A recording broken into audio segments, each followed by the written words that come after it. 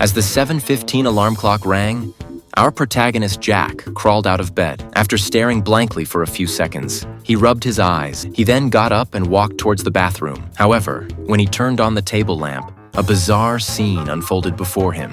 The base of his table lamp was actually a real person. The mirror in the bathroom was also being held up by a person behind it. Even his table and chairs were similarly played by people. All these individuals were hired by Jack.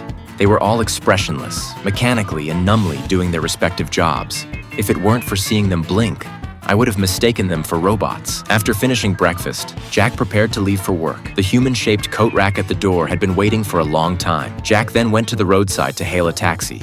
And of course, the taxi was also played by a person. However, the most interesting part had to be the traffic lights at the intersection. Two men were hanging on the pole. When the man on the right opened his coat, it was a red light. The man on the left represented the green light. When the green light was on, the human-powered rickshaw continued to drive towards the company. The man checked the time. It was only 8 o'clock, not too late. He quickly arrived at the company building. The company's main entrance consisted of 4 tall men standing in a row. Whenever employees entered or exited, they would automatically make way. Since the man's workplace was on a high floor, he needed to take the elevator. As the elevator slowly ascended, a large, fat man on the left slowly descended. The salary for this kind of human-powered elevator was 5,000 yuan. The people in the elevator all had numb expressions. Due to long-term work, they were unable to have richer facial expressions. The elevator quickly reached the 100th floor. The man walked straight to the storage room. He used a key to open a door, and inside was a woman who had arrived early for work. Her job was to manage the belongings of the users.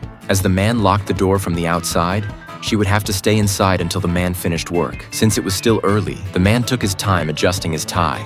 Although he didn't really need it, he still wanted to look as presentable as possible for work. As he slowly lay down, the boss arrived at the office on time. The boss wiped the dust off the soles of his feet on the man's back and then walked into the office.